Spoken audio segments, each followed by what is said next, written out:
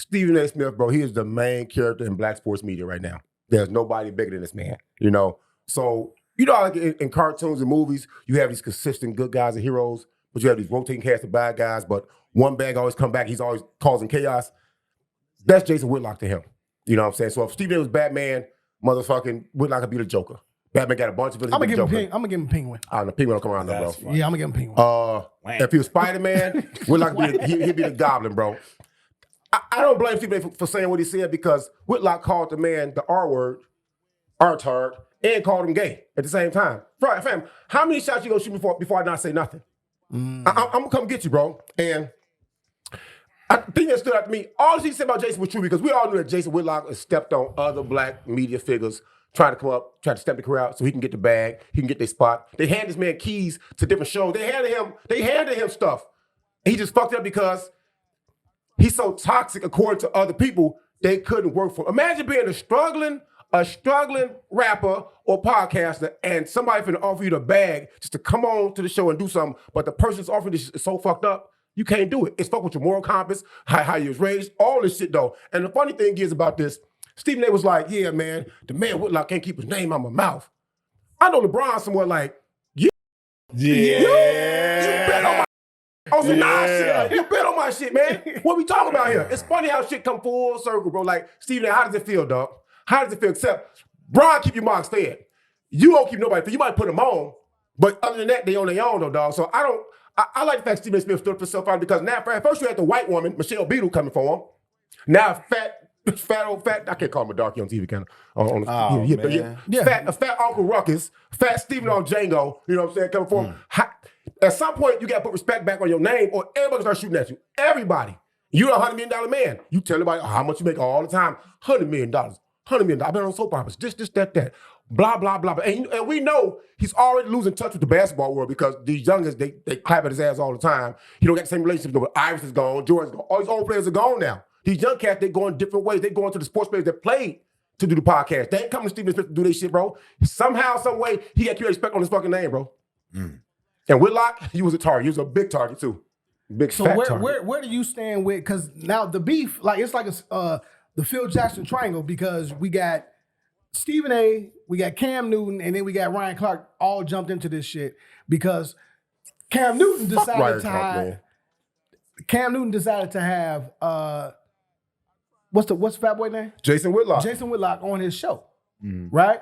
And basically this is not all he said, but he took the time to shit on Stephen A. once again. Whitlock did, right? Yeah. Right? As he should.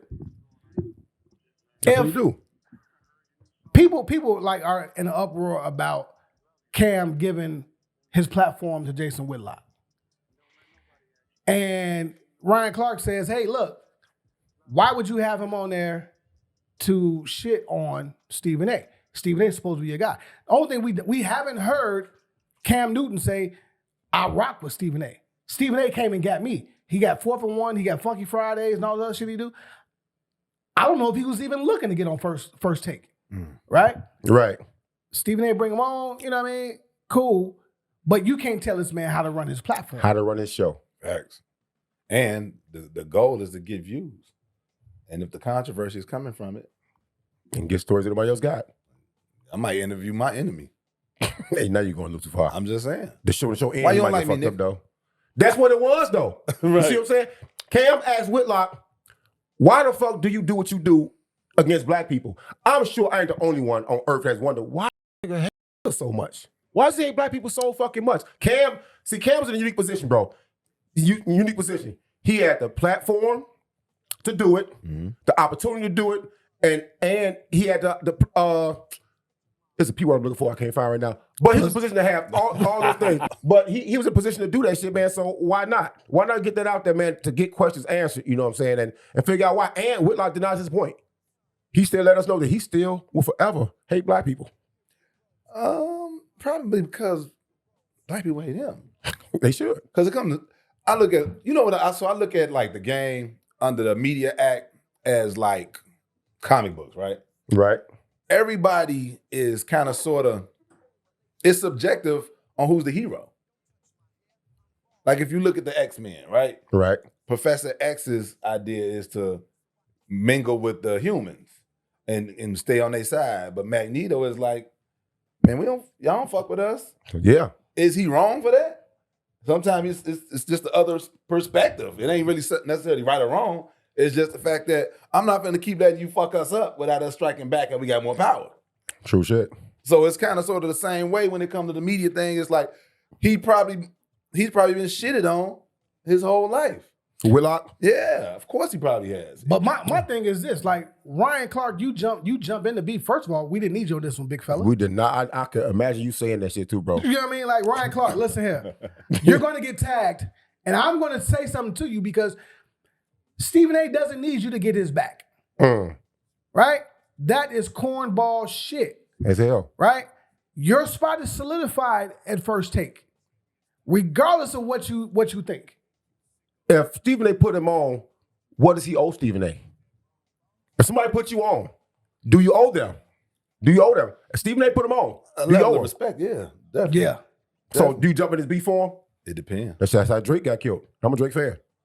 Jumping in everybody's beef for Wayne. Who did he jump in beef for Wayne? Who did Wayne? In his own rap, he said he jumped in all this big bro beefs like an orphan. But what I'm saying is, who beef with Wayne that Drake had to jump in? What's these two?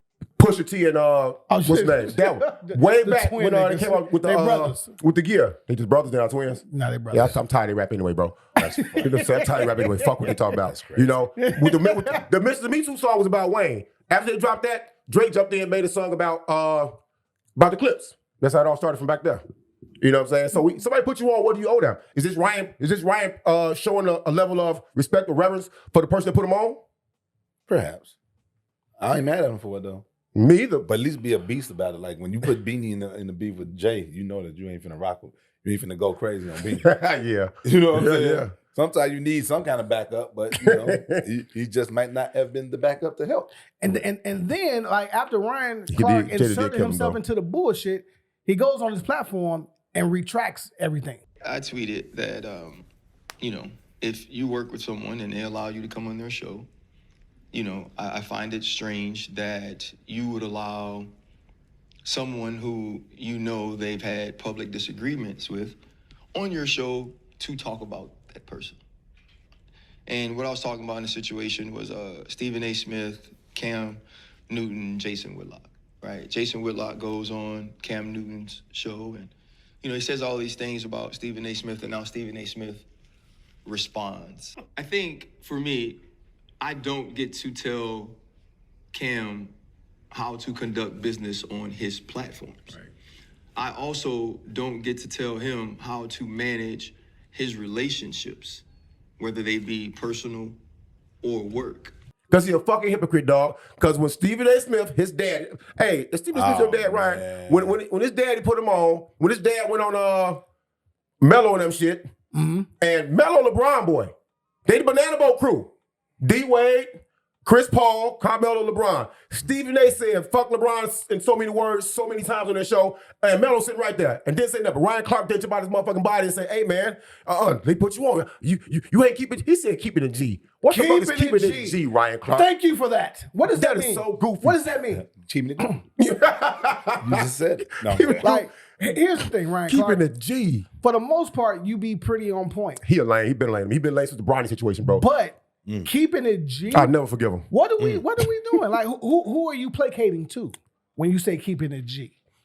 You know what I mean? Yeah. You've never said this before in life, and you won't say it on television. He tweeted it, right? It was a tweet. Yeah, he tweeted that shit. Nah, bro, that's not keeping it G. This is why I wish Ryan would shut the fuck up, because nobody likes RG3 either, though, But if somebody make a point, they make a point, Him in that Andrew situation, Ryan said Ryan went crazy on RG3, but brought family into it. Goof, you ain't need to do that, fam. You out of control. Then the Bronny situation, Bronny should beg his daddy to let me play with the G League and, travel on a bus.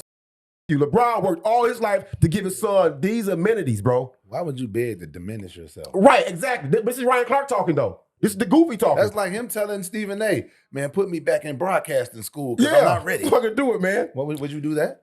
So for the RG3 shit, he was the fakest feminist ever. For the Bronny situation, he was the work hard, get it from the mud, the fakest get it from the mud, get it out the mud person ever. And now on this new situation, it's just like, bro, Stephen A. could fight his own fight because keeping the G don't mean the same everywhere. It don't mean the same thing. Some places it's gangster, some places it means standing on business, some places it means being thorough.